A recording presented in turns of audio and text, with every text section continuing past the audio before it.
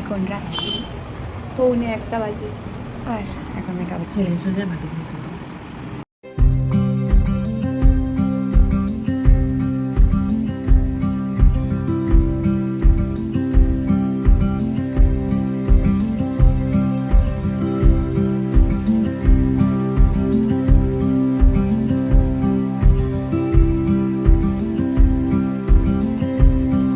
ঘুম সেরে এখন রাত্রি 1:30টার সময় আমরা ঠাকুর দেখতে বেরিয়েছি, তাও এক অচেনা শহরে, যেটা সম্পর্কে আমরা শুধু ছোটোবেলা থেকে শুনেই এসেছি, বাট সেরকমভাবে আসা হয়নি। তো দিদির বিয়ে হয়েছে মানকুণ্ডুতে, তার সূত্রেই এখানে জগদ্ধাত্রী ঠাকুর দেখতে আসা। তো আমি আর আমার ছোটো পিসির মেয়ে সুস্মিতা দুজনে বেরিয়েছি আজকে ঠাকুর দেখতে, তাও আবার রাত্রি 1:30টার সময় বেরিয়েছি। অ্যাকচুয়ালি আমরা অষ্টমীর দিনে আমার দিদির বাড়ি এসেছিলাম চন্দননগর আর মানকুণ্ডুর ঠাকুর দেখব বলে। তো দিদি অনেক আগে থেকে আসতে বলছিল, আর ওর একটা ছোট বেবি আছে, তো জামাইবাবু জব করে, তো ওদের পক্ষে মানে জামাইবাবু যেই দিনগুলো বাড়িতে ছিল সেই দিনগুলো দিদিকে নিয়ে বেরিয়েছে। তারপর আমরা যেই দিন অষ্টমীর দিনে গিয়েছিলাম সেই দিনে জামাইবাবুর একটা ডিউটি পড়ে যায়, তো জামাইবাবু আমাদেরকে নিয়ে বেরোতে পারে না। দিদি বাচ্চা নিয়ে এত রাত্রে ঠাকুর দেখতে বেরোতে পারে না, ছোটো বাচ্চা নিয়ে। তো তাই জন্যে আমরা কি করব, আমি আর আমার ছোটো পিসির মেয়ে সুস্মিতা আমরা রাত্রি 1:30টার সময় ঠাকুর দেখতে বেরোই। অ্যাকচুয়ালি এত রাত্রে বেরোনোর কোনো প্ল্যানিং ছিল না, আমরা এসেছিলাম ওই বিকেল নাগাদ। তো বিকেলবেলা এসে আমরা একটু খাওয়া দাওয়া করেই আমরা একটু ঘুমিয়ে নিয়েছিলাম, কারণ আমরা ভেবেছিলাম যে হোল নাইট ঠাকুর দেখব।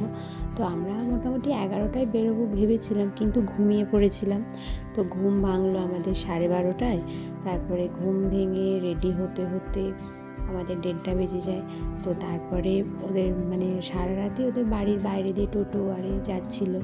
তো আমরা তারপরে ওদের বাড়ি থেকে বেরিয়ে একটা টোটো করে মেন যে মানকুণ্ডুর স্টেশন রোড সেই রোডে চলে আসি। মানকুণ্ডু থেকেই আমরা ঠাকুর দেখা শুরু করেছিলাম, আর মানকুণ্ডুতেও এত ভালো ভালো যে ঠাকুর হয়েছে কি বলবো, প্রত্যেকটা ঠাকুরই খুব সুন্দর হয়েছে, মায়ের মুখ দেখলে আর চোখ ফেরানো যাবে না, এতটা সুন্দর। তো আমরা একের পর এক ঠাকুর দেখছিলাম, এত ভালো লাগছে তোমাদেরকে কি বলবো। ছোটবেলা থেকেই শুনে আসছি চন্দননগরের আলো বিখ্যাত, সত্যি কথা বলতে এখানকার যে লাইটিং কোনো তুলনাই হবে না। চন্দননগর যে আলোর শহর, সেটা এখানকার আলো দেখলেই বোঝা যায়। তো আমরা এত রাত্রে যে ঠাকুর দেখছি আমাদের মনেই হচ্ছে না যে আমরা এত রাত্রে ঠাকুর দেখতে বেরিয়েছি। তো আমরা কিন্তু সারা রাত ঠাকুর দেখেছি, আমাদের মোটামুটি সকাল হয়ে গেছে ঠাকুর দেখে বাড়ি ফিরতে ফিরতে। তো তারপরে এখনও দেখো কত মানুষের ভিড়, এখন মোটামুটি 2:30টা বাজতে যায়, তো তাও দেখো মানুষের এত পরিমাণে ভিড়। আর এখানকার মায়েদের মুখগুলো এত মিষ্টি কি বলবো, একভাবে যেন তাকিয়েই থাকি এরকম। আমার তো খুবই ভালো লাগছে। আর চারিদিকে এত মেলা বসেছে, এত রকম খাবারের স্টল, খুবই ভালো লাগছে, সারা রাত্রি খোলা। আর তো খুবই ভালো লাগছে আমার তো, কি বলবো। তো আমরা তারপরে চলে আসি রানী মায়ের দর্শন করতে। তো সামনে দেখো ভিড়টা, জাস্ট দেখো, এত রাত্রেও যে এত পরিমাণে ভিড়, মানুষের ভিড় হবে আমি ভাবিনি। তো আমরা তো সমস্ত ভিড় ঠেলে এগিয়ে যাচ্ছি, একের পর এক ভিড় ঠেলে আমরা অবশেষে রানী মায়ের দর্শন করতে চলে এলাম সামনে। আর রানী মায়ের মুখ দেখে সমস্ত প্রাণটা যেন আমার জুড়িয়ে গেল, এতটা সুন্দর, এত মায়ের মুখের দিকে তাকিয়ে এত ভালো লাগছে তোমাদেরকে কি বলবো। তো তারপরে আমরা একটু লস্যি খাচ্ছিলাম।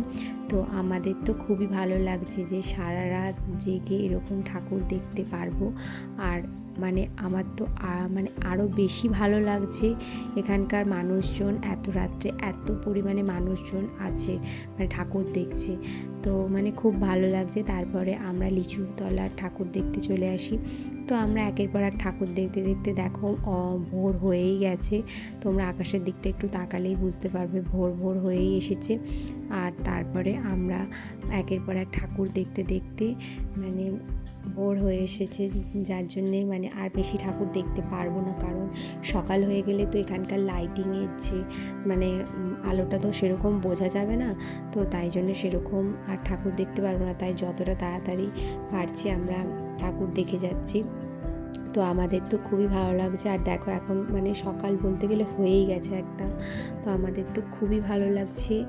আর এখানে দেখো পুরো সকালেও মোটামুটি লাইট একটু বোঝা যাচ্ছে, তো খুব খুব এনজয় করেছি, খুব ভালো লেগেছে। আবার নেক্সট বছর আসবো, এটাই মায়ের কাছে প্রার্থনা করি যেন পরের বছর আবার আসতে পারি মায়েদের দর্শন করতে। আর তারপরে আমরা চলে আসি একটু মানে কিছু খাবার জন্যে। তো কিছু খাবার বলতে এখানে আইসক্রিম, তো আমরা শেষে আইসক্রিম খেয়ে বাড়ি যাচ্ছি। তো দেখো এখানে এই আইসক্রিমটা খাচ্ছিলাম। আর তারপরে সকালবেলা চা খুঁজে পাচ্ছিলাম না, তো আমরা এই আইসক্রিমটা খেতে খেতেই বাড়ি চলে আসি। তো আজকের ভিডিওটা এখান পর্যন্তই। আর তোমাদের যদি ভিডিওটা ভালো লেগে থাকে তাহলে অবশ্যই লাইক করো, কমেন্ট করো, সাবস্ক্রাইব করো। আর প্লিজ আমার পাশে থেকো, আমি নতুন ব্লগ বানাচ্ছি, ভিডিও বানাচ্ছি। তো তোমাদের যদি ভালো লেগে থাকে তাহলে অবশ্যই প্লিজ সাবস্ক্রাইব করো। টাটা।